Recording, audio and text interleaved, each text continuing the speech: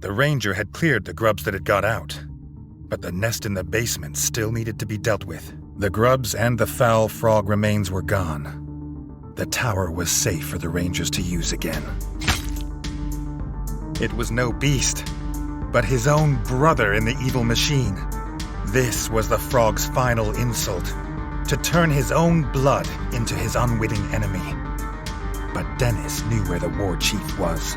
The bard had found a little courage, and even better, he'd found a key. Finally, a way out of these hellish halls. This was why the rats had been captured. The war chief had offered them up for the shaman's twisted experiments. The war chief would answer for many crimes this day. He went to open it with his key, but he heard something in there, almost like singing. Reggie thinks the smith has listened to too many old rat tales. The head ranger saw the smith taken to the tower by the foul Swamp Slayer clan. But the frogs had barricaded the path. Only a heavy two-handed axe would shatter it. A destroyed kingdom. A broken crown. A fractured family. Free of his chains, the smith would return to the Crimson Fort. The ranger would return to the lodge to begin to rebuild his guild. The young king thought he'd best check in on them both. The shaman had tried to hide in his workshop.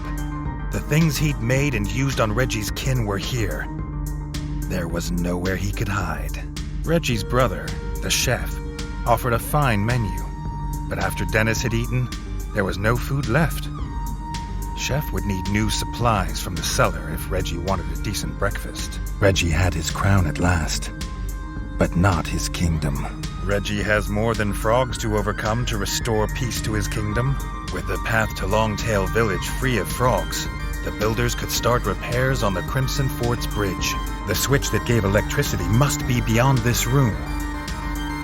But they'd have to get past the Grubmother first. She was the one infesting the mines with her grublings. A noise. But what could be down here now but shadows and bone dust? The rat folk rejoiced to have their king home safe. Word of his victory had reached them faster than he could.